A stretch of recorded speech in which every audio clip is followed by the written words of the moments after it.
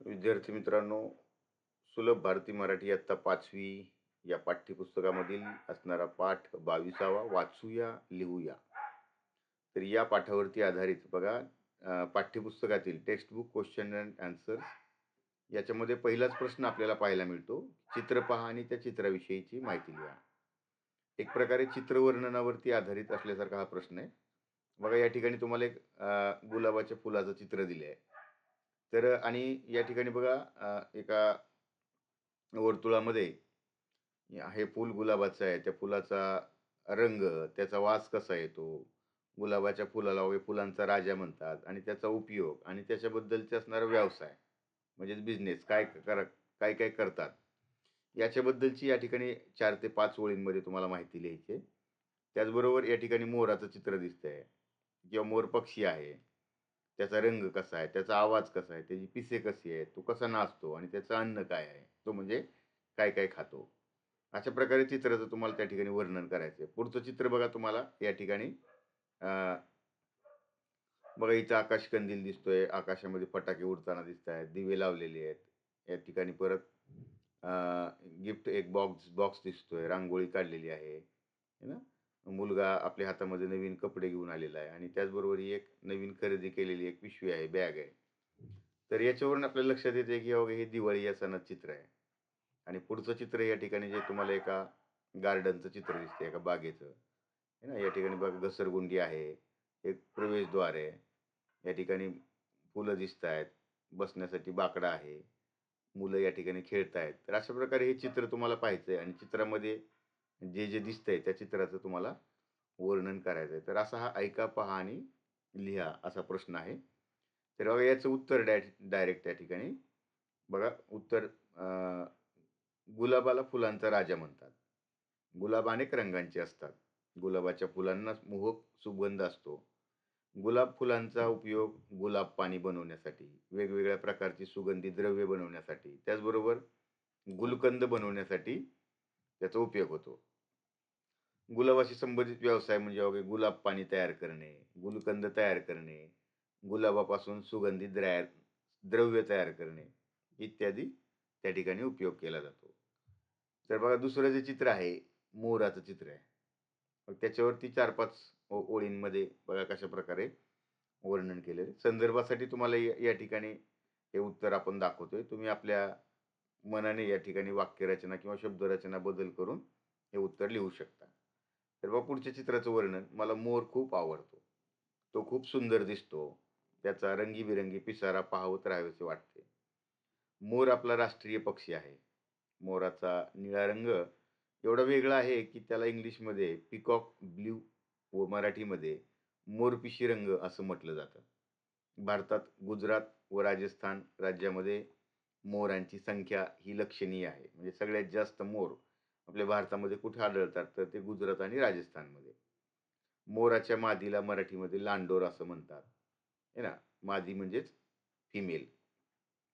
मोराला पावसाळा फार आवडतो. आकाशात काळे ढग जमले की तो म्याव म्याव असा आवाज काढून ओरडतो. आपला सुंदर पिसारा फुलवून तो थुई थुई नाचू लागतो. आणि मोऱ्यालाच शेतकऱ्याचा मित्र पण म्हणतात. कारण काय करतो, तो शेतामध्ये असणारे कीटक, त्याचबरोबर साप इत्यादी तो खातो आणि त्याचे तो दाणेही खातो. अशा प्रकारे आपण त्याचं चित्र वर्णन करू शकतो. पुढचं चित्र आहे बघा, दिवाळी या सणाचं. तर त्याचं वर्णन कशा प्रकारे केलेलं आहे बघा. दिवाळी हा सण संपूर्ण भारतात साजरा होणारा सण आहे. दिव्यांचा सण म्हणून याला दिवाळी किंवा दीपावली असे म्हणतात. दिवाळीत दारात कंदील लावले जातात, रांगोळी काढली जाते. सगळीकडे लाल दिव्यांची रोषणाई असते. वेगवेगळ्या आकाराची, प्रकाराची, आकर्षक अशी मिठाई, है ना, आकर्षक कपडे, फटाके. दिवाळी हे सणाचं विशेष आहे. दिवाळीमध्ये बघा, धनत्रयोदशी, लक्ष्मीपूजन, भाऊबीज आणि पाडवा असे 4 दिवस हा दिवाळी सण साजरा केला जातो. हे झालं दिवाळी या सणाचं वर्णन. त्याचबरोबर बघा, पण आता बागेचं चित्र तुम्ही जे पाहिलं, की बागा अथवा उद्यान ही मुलांसाठी किंवा वृद्धांसाठी, वृद्ध म्हणजे म्हाताऱ्यांसाठी विरंगुळ्याची स्थान आहेत. विरंगुळा म्हणजे त्या ठिकाणी आपल्याला वेळ घालवणे, है ना. उद्यानात मुलांसाठी खेळायला घसरगुंडी, सीसॉ, झोपाळा यासारखी खेळण्याची साधने असतात. तर वृद्धांना आरामात बसण्यासाठी त्या ठिकाणी बाके असतात. बागेत सगळीकडेच हिरवळ, तसेच झाडेच झाडे असल्यामुळं तेथील हवा शुद्ध असते. बागेतील संपूर्ण परिसर शांत व डोळ्यांना सुखावणारा असतो. लहान मुलांची तर जणू तेथे मौजच असते. उद्यानांनाच शहरी फुफ्फुस आहे ना, म्हणजे त्याला इंग्लिशमध्ये लंग्स असं देखील म्हटलं जातं. तर पुढे बघा, तुम्हाला एक्स्ट्रा प्रश्न या ठिकाणी दिलेला आहे कुत्र्याबद्दल. आणि आणि दुसरा आहे तो म्हणजे जत्रा किंवा त्याला यात्रा देखील म्हणतात. बघा, कुत्र्याबद्दल वर्णन करायचं म्हटलं, कुत्रा हा इमानदार प्राणी आहे. इमानदार तो पाळीव प्राणी आहे. याच्या अनेक जाती प्रजाती आहेत. कुत्रा हा खरं तर मांसाहारी प्राणी आहे, पण तो शाकाहारी आवडीने खातो. कुत्रा आपल्या मालमत्तेचं किंवा आपलं रक्षण करतो. कुत्र्याच्या इमानदारीचा उपयोग मोठे मोठे गुन्हेगार शोधण्यासाठीही केला जातो आणि कुत्रा हा एक मानवप्रिय प्राणी आहे. तसेच जत्रेचं वर्णन केलेलं आहे. बघा, या ठिकाणी तुम्ही पाहू शकता. आपण पुढच्या प्रश्नाकडे जाऊया. आता याच वाचूया, लिहूया पाठावरती आधारित काही अतिरिक्त प्रश्न या ठिकाणी बनवलेले आहेत, है ना, जे तुम्हाला या पाठावरचा अभ्यास करण्यासाठी उपयोगाला येतील. एक दोन शब्दांमध्ये उत्तर द्या. मला फळांचा राजा म्हणतात. आंब्याच्या रसाला काय म्हणतात? आंब्याच्या झाडांच्या बागेला काय म्हणतात?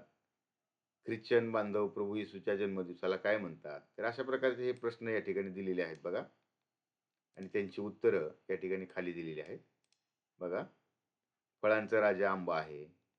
पुन्हा आंब्याच्या रसाला काय म्हणतात? आमरस म्हणतात. आंब्याच्या झाडांच्या बागेला काय म्हणतात? आमराई म्हणतात. ख्रिश्चन बांधव प्रभू येशूच्या जन्मदिवसाला काय म्हणतात? तर आहे ना, ख्रिसमस म्हणतात किंवा नाताळ म्हणतात. ख्रिसमसच्या शुभेच्छा देताना ख्रिश्चन बांधव काय म्हणतात? मेरी ख्रिसमस. मुलांच्या मनातील इच्छा पूर्ण कोण करतो? तरी अशा प्रकारचे हे जे प्रश्न आहेत, है ना, या प्रश्नांची उत्तरं तुम्हाला या ठिकाणी बघा दिलेली आहेत. पुढे एका वाक्यात उत्तरे द्या. आंबा पिकला की काय होतं? तर बघा, आंबा पिकला की आंब्याचा रंग बदलून त्याला छान वास येतो आणि तो चवीला गोड लागतो. असा हा आंब्यामध्ये पिकल्यानंतर बदल होतो. पुढे बघा, आंब्याच्या वेगवेगळ्या जातींची नावं लिहा. मग तुम्हाला माहीत असणारी तुम्ही नावं त्या ठिकाणी लिहू शकता. पण एक उदाहरणादाखल बघा, या ठिकाणी आंब्याच्या काही जातींची नावं: हापूस आहे, पायरी आहे, केशर आहे, खोक्या आहे, गोटी आहे, चिकुळे आहे. या व्यतिरिक्त तुम्हाला आणखीन काही नावं येत असतील तर तुम्ही त्या ठिकाणी ही नावं लिहू शकता. पुढचा प्रश्न आहे, ख्रिसमस या सणाच्या दिवशी कोणते गोड पदार्थ बनवले जातात? तर ख्रिसमस या सणाच्या दिवशी बघा, डोनट किंवा केक यासारखे गोड पदार्थ बनवले जातात. पुढचा प्रश्न आहे बघा, सायकल वापरण्याचे फायदे.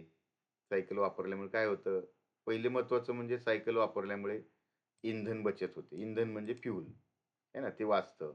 आणि त्याचबरोबर आपल्या शरीराचा चांगला व्यायाम होतो. हे दोन महत्वाचे फायदे सायकल वापरण्याचे आहेत. माशाला जलचर का म्हणतात? बघा, जलचर म्हणजे पाण्यात राहणारे, है ना. हे बघा, जलचर, भूचर आणि उभयचर असे तीन प्रकारचे प्राणी आपल्याला या ठिकाणी पृथ्वी तलावरती मिळतात. जलचर म्हणजे फक्त पाण्यात राहणारे, भूचर म्हणजे फक्त जमिनीवरती राहणारे, आणि उभयचर म्हणजे पाणी आणि जमीन या दोन्ही ठिकाणी राहणारे. तर जलचर कशामुळे म्हणतात बघा? मासा कारण आपल्याला कुठं कुठं भेटतो? समुद्रामध्ये, नदीमध्ये किंवा तलावांच्या पाण्यात राहतो किंवा विहिरीच्या पाण्यात राहतो, म्हणून आपण माशाला जलचर म्हणतात. माशाचं अन्न कोणतं आहे हो? मासे हे पाण्यामध्ये असणारे लहान कीटक किंवा लहान मासे किंवा पान वनस्पती हे माशांचं मुख्य अन्न आहे. आता पुढे बघा, थोडा विचार करा आणि सांगा. आंब्याचा आमरस तसं केळ्याचं काय बनवतात? जशा प्रकारे आंब्याचा आमरस बनवला जातो, तसं केळ्यांपासून शिकरण बनवतात. कच्च्या कैरीपासून काय तयार होतं? कच्च्या कैरीपासून एकतर पन्ह बनवतात किंवा मुरांबा बनवतात किंवा लोणचं बनवतात. मला आहे राष्ट्रीय पक्ष्याचा मान, सांगा पाहू मी कोण? तर बघा, राष्ट्रीय पक्षी आपला कोण आहे? मोर आहे. सण हा मोजेचा, दिव्यांचा, रोषणाईचा, लाडू, चकली, करंजी खाण्याचा. असा कोणता सण आहे जो दिव्यांची रोषणाई करतात, त्या ठिकाणी लाडू, करंजी, चकली इत्यादी बनवतात? तो म्हणजे दिवाळी. तर मित्रांनो, थोडक्यात ते वाचूया, लिहूया. या पाठामध्ये आपण चित्राशी संबंधित दिलेल्या शब्दांचा उपयोग करून वाक्य कशा प्रकारे लिहावी हे आपल्याला या पाठाच्या माध्यमातून सांगितलेलं आहे. तर यामध्ये आलेले जे शब्द आहेत, त्या शब्दांचे अर्थ या ठिकाणी दिलेले आहेत. व्हिडिओ कसा वाटला नक्की कमेंट करून सांगा, है ना. आवडला तर लाईक करा आणि चॅनलला आतापर्यंत सबस्क्राईब केलं नसेल तर मित्रांनो, अशाच प्रकारचे नवनवीन व्हिडिओ पाहण्यासाठी कृपया चॅनलला सबस्क्राईब करा. धन्यवाद.